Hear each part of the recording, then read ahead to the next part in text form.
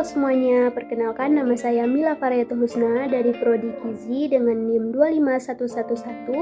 2511132111043. Baiklah, tujuan saya untuk membuat video kali ini untuk memenuhi UTS mata kuliah kearsian bersama dosen bimbingan Bapak Rektor Afridian Wirahadi Ahmad, SE, MSc, AKCA.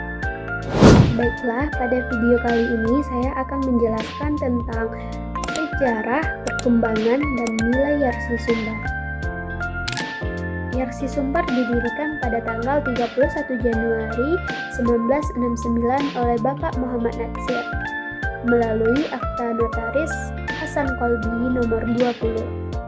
Rumah sakit pertama adalah RSI Ibnu Sina yang resmi beroperasi pada tanggal 30 Oktober 1969. Siapakah beliau? Beliau adalah Bapak Muhammad Natsir yang merupakan pendiri dari Yarsi Sumbar. Beliau merupakan tokoh nasionalisme, mantan Perdana Menteri dan Ketua Masyumi, dan mencetuskan adanya Negara Kesatuan Republik Indonesia atau NKRI.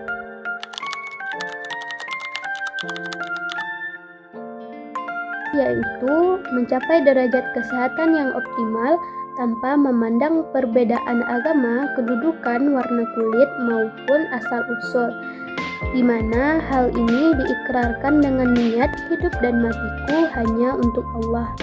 Pemikiran Bapak Muhammad Natsir diwujudkan dalam 5 sasaran proyek utama yang dapat dilakukan di Sumatera Barat, bertujuan untuk mengangkatkan harkat dan harga diri masyarakat dengan amal nyata. Apa saja yang 5 tersebut? Yang pertama, gerakan kembali tangan umat, yaitu mengajarkan kreasi dan membuat umat menjadi aktif. Yang kedua, hidup kembali lembaga surau, yaitu menghidupkan economic behavior masyarakat seperti menabung, infak, dan sedekah. Yang ketiga, hidupkan madrasah yang lesu darah, maksudnya menggerakkan pendidikan yang kemudian melahirkan perguruan tinggi seperti Universitas Muhammad Natsir. Yang keempat, perhatikan kesehatan umat yang menjadikan cikal bakal berdirinya Yarsi Sumbar. Yang kelima, perhatikan masyarakat Mentawai. Materi kedua yaitu membahas tentang perkembangan Yarsi Sumbar. Yarsi Sumbar didirikan untuk menyediakan layanan kesehatan berbasis Islami, di mana globalisasi membawa tantangan baru dalam dunia kesehatan, yaitu teknologi standar internasional dan kompetisi global. Pelayanan Yarsi Sumbar tidak hanya berfokus pada aspek medis, tetapi juga berfokus pada aspek spiritual, di mana manusia diperlakukan seutuhnya yang memiliki tubuh, mental, dan spiritual. Prinsip utamanya yaitu rahmatan lil alamin, yaitu memberikan manfaat bagi seluruh umat. Rumah sakit Yarsi Sumbar didirikan pada tanggal 31 Januari tahun 1969 yang diprakarsai oleh Bapak Muhammad Natsir, tertuang di dalam Akta Notaris Hasan Kolbi nomor 20, di mana dimulai beroperasi pada tanggal 31 Oktober 1969. Yang rumah sakit didirikan pertama kali itu adalah Rumah Sakit RSI Ibnu Sina, Bukit Tinggi. Dari tahun 1970 hingga tahun 80-an, Yarsi membuka cabang rumah sakit di berbagai kota di Sumatera Barat, yaitu ada 6 kota. Yang pertama Bukit Tinggi, yang kedua Padang Panjang, Pariaman, Payakumbuh, dan Kota Solo. Fokus pelayanan kesehatan Islami yang terjangkau dan berpihak pada masyarakat. Nilai perjuangannya yaitu integritas, profesionalisme, kepedulian sosial, dan semangat dakwah. Ada beberapa unit rumah sakit Ibnu Sina yang didirikan di daerah Sumatera Barat. Yang pertama, Rumah Sakit Ibnu Sina Bukit Tinggi yang didirikan pada tanggal 30 Oktober 1969 yang awalnya merupakan balai kesehatan. Yang kedua, RSI Ibnu Sina Padang Panjang yang didirikan pada tanggal 9 Juni 71 berawal dari Rumah Wakaf Warga Bukit Surungan. Yang ketiga, RSI Ibnu Sina Padang berdiri pada 30 Mei 1972. Yang keempat, RSI Ibnu Sina Payakumbuh yang didirikan pada tanggal 3 Oktober 1972 dengan misi dakwah dan sentuhan Islami. Yang kelima, RSI Ibnu Sina Simpang 4 yang berada pada Pasaman Barat, itu merupakan kelanjutan dari Balai Kesehatan Ibnu Sina Kapar yang berdiri sejak 5 Juli 1975.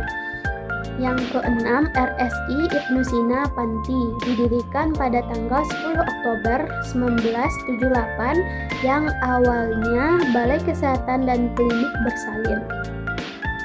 Di tahun 2000-an, fasilitas di rumah sakit mulai diperbaharui dengan teknologi medis modern, peningkatan kualitas SDM melalui pendidikan dan pelatihan tenaga kesehatan, dan mulai mengintegrasikan standar internasional tanpa meninggalkan identitas Islami. Di tahun 2020, Yarsi Sumbar menetapkan target agar seluruh rumah sakit memperoleh sertifikat syariah dalam 3 tahun, mengembangkan program pendidikan tinggi, dan mendirikan Universitas Muhammad Natsir. Selain rumah sakit, Yarsi juga mendirikan berbagai usaha lainnya yang menunjang misinya, yaitu Stikes Yarsi Sumatera Barat Bukit Tinggi berawal dari Sekolah Pendidikan Keperawatan pada tahun 1983 yang dikonversi menjadi Stikes pada tahun 2008. Lanjut pada 2014, pada tanggal 16 Oktober, Stikes bergabung dengan Universitas Muhammad Natsir di Bukit Tinggi yang menyelenggarakan 10 program studi. Selain itu ada juga PT Masyitah. Yarsi Sumbar bukan hanya sekedar lembaga pendidikan dan kesehatan, tetapi juga sebuah wujud nyata dari perjuangan umat Islam dalam membangun masyarakat yang berlandasan nilai-nilai Islami. Sejak awal berdirinya, Yarsi Sumbar hadir dengan semangat dakwah bilhal. Apa itu dakwah bilhal? Dakwah bilhal adalah dakwah melalui tindakan nyata yang diwujudkan dalam pelayanan kesehatan Islami, pendidikan, dan kepedulian sosial. Apa saja sih nilai-nilai dari keyarsian? Ada 4. Yang pertama, integritas, yaitu kejujuran dan amanah dalam setiap aktivitas. Yang kedua, profesionalisme, yaitu menggabungkan keahlian akademik dengan nilai-nilai Islami. Yang ketiga, kepedulian sosial yang menetapkan kepentingan umat sebagai prioritas. Dan yang keempat, spirit dakwah, yaitu menjadikan setiap aktivitas itu sebagai ibadah dan dakwah. Nilai khas Yarsi ditetapkan dalam bentuk dakwah bilhal, yaitu dakwah melalui tindakan nyata. Dakwah bilhal tidak hanya berupa ceramah atau tulisan, tetapi diwujudkan dalam tindakan nyata. Contohnya, pelayanan kesehatan Islami, pendidikan, kegiatan sosial yang memberi manfaat langsung bagi masyarakat. Demikianlah penjelasan singkat dari saya mengenai sejarah, perkembangan, dan nilai Yarsi Sumbar. Dari perjalanan panjangnya, kita dapat melihat bahwa Yarsi Sumbar bukan hanya sebuah lembaga pendidikan dan kesehatan, tetapi juga simbol perjuangan umat Islam dalam mewujudkan dakwah bilhal, yaitu dakwah melalui tindakan nyata. Sejarahnya mengajarkan kita tentang ketekunan dan komitmen para pendiri. Perkembangannya menunjukkan kemampuan beradaptasi menghadapi tantangan zaman, dan nilai perjuangannya menjadikan inspirasi bagi generasi muda untuk melanjutkan tradisi dakwah melalui pendidikan, kesehatan, dan kepedulian sosial.